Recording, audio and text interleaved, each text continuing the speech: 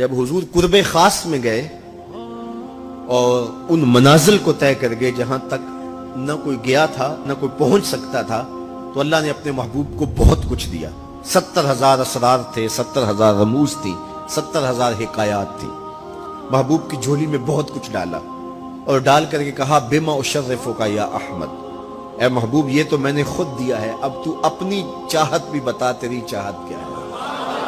یہ مہمان نوازی کے تقاضے ہوتے ہیں نا، کہ سب کچھ پیش کرنے کے بعد بھی میزبان کہتا ہے کوئی اور، آپ کی کوئی پسند، تو یہ میزبانی کے تقاضے ہوتے ہیں۔ تو سب کچھ دینے کے باوجود جھولی میں ہر چیز ڈال دینے کے بعد کہا بما اشرفک یا احمد، پیارے بتائیے آپ کو کیا دیا جائے۔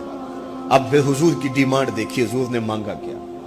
کسی شخص کو دیکھنا ہو کہ وہ کہاں کھڑا ہے، اس کو آپ اختیار دے دیجئے گا، پھر پتہ چل جائے گا وہ کتنے پانی میں۔ آپ مجھ سے پوچھتے ہیں کہ مانگیے، کیا مانگتے ہو؟ تو میں کہوں مجھے پانی دو تو آپ سمجھیں گے پیاسا ہے، میں کہوں کھانا دو آپ سمجھیں گے بھوکا ہے، میں کہوں گا میرے نام کے نعرے لگاؤ آپ کہیں گے شہرت کا متلاشی ہے، میں کہوں گا اٹھو اور میرے اوپر پیسے لوٹاؤ میں اتنی اچھی تقریر کر رہا ہوں، تو آپ کہیں گے یہ تو بیچارہ غربت کا مارا ہوا ہے، اس کے اندر کی ابھی بھوک گئی نہیں ہے۔ تو کسی شخص کے ظرف کا پتہ لگانا ہو تو اس کو اختیار دے دیجئے مانگ کیا مانگتا ہے۔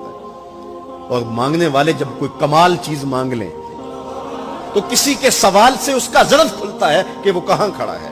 اب حضور کو اختیار دیا جاتا ہے محبوب مانگیے کیا مانگتا، مال و زر مانگا، دولت مانگی، یہ تو قدموں میں رلتے تھے، حضور آنکھ اٹھا کے نہیں دیکھتے تھے، تو پھر مانگا کہا بنسبتی الیک بالعبودیہ، اے اللہ ساری زندگی میں کہتا رہا کہ تو میرا رب ہے، یہ میں نے غاروں میں بھی کہا، یہ میں نے پہاڑوں پہ بھی کہا، طائف کے بازاروں میں بھی کہا، مکے کی گلیوں میں بھی کہا، برستے پتھروں کے سائے میں بھی کہا، میرے سر انور پہ اوجلی ڈالی جاتی رہی، میں نے سر نہیں اٹھایا اور کہا کہ تو میرا رب ہے، ساری زندگی میں نے کہا کہ تو میرا رب ہے، آج تو بھی تو کہہ دے کہ تو میرا بندہ ہے، مجھے عبد کہہ کے پکار دے۔ ملا جیون علیہ رحمہ فرماتے، امام راضی بھی لکھتے ہیں کہ یہ حضور کا پسند فرمودہ ہے۔ تو پھر اللہ نے جب بھی واقعہ معراج کی حکایت کی تو لفظ عبد سے جو ہے وہ بات کی، سبحان الذی اسری بعبدہ، اور وہاں بھی سورہ نجم کے اندر بھی فرمایا فاوحی الی عبدہ ما اوحی،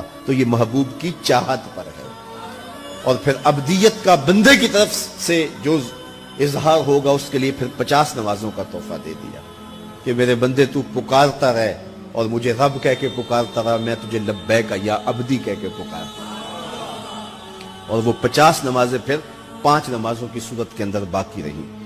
اللہ کی باتیں بدلتی نہیں ہیں، جو ایک نیکی کرے 10 کا ثواب ملتا ہے، پڑھو گے 5 ثواب 50 کا ہی ملے گا، اس لیے کہ اس کی باتیں تبدیل نہیں ہوتی۔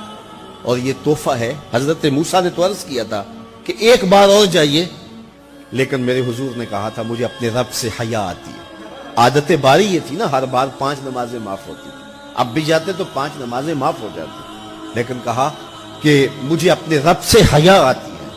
اب امت کو کیا حیا نہیں کرنی چاہیے کہ 5 نمازیں امت کے لیے رہ گئی، ثواب 50 کا ہی ملے گا، اور معراج کا خاص تحفہ لے کر آئے اور کہا کہ الصلاۃ معراج المومنین، یہ مومن کا معراج ہے، میں تو سر عرش پہنچا ہوں لیکن تمہارا معراج کیا ہے، تم سجدے میں سر جھکاؤ، دیکھنا تمہارا مالک تمہیں کتنا قرب دیتا ہے۔ جب کوئی شخص سجدہ ریز ہوتا ہے اس پہ اتنی رحمتیں اترتی ہیں، اگر اسے پتہ چل جائے کہ یہ رحمتیں نازل ہو رہی ہیں وہ سجدے سے ساری نہ اٹھائے۔